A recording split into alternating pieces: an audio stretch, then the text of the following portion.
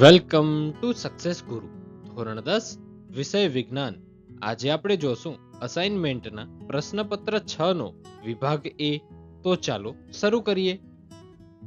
આજનો પહેલો વિકલ્પ છે વનસ્પતિ તેલમાંથી વનસ્પતિ ઘી બનાવવા કયા ઉદ્દીપકનો ઉપયોગ થાય છે.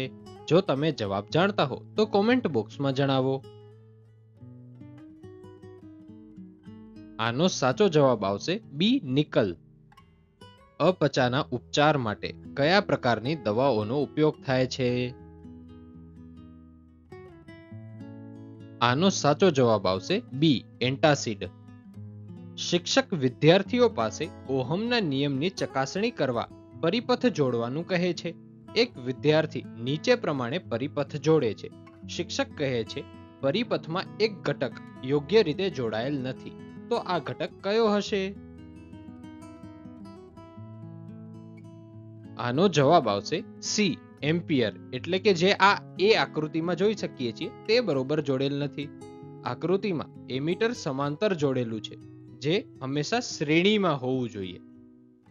મૂત્રપિંડના કયા ભાગમાં રુધિરના ગાળણની ક્રિયા થાય છે? આનો સાચો જવાબ છે એ બાઉમેનની કોથળી. નીચેનામાંથી શાના વડે રચાતા પ્રતિબિંબ હંમેશા આભાસી હોય છે?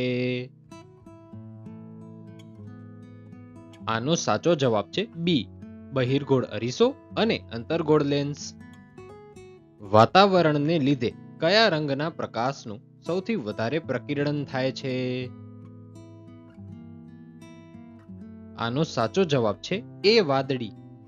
આપણા 6 વિકલ્પ અહીં પૂરા થાય છે. હવે ખાલી જગ્યાઓ જોઈએ.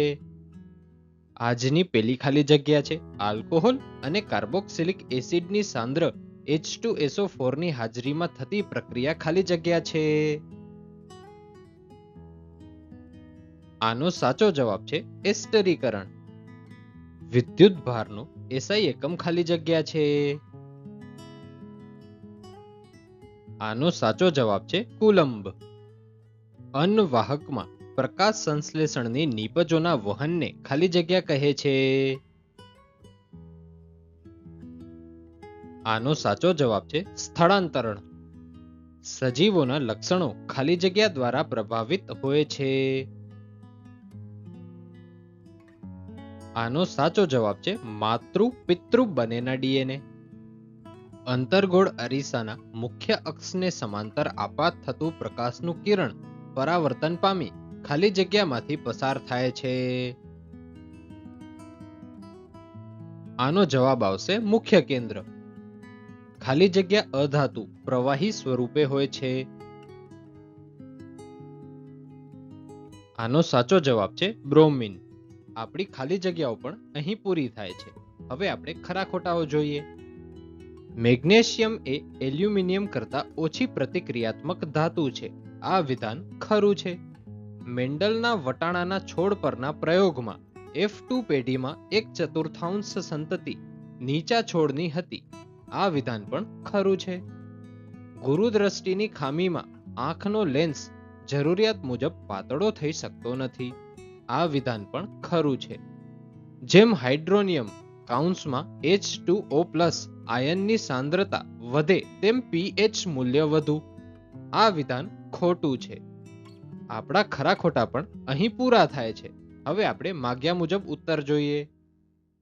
હાઇપોથેલેમસ કોનો ભાગ છે?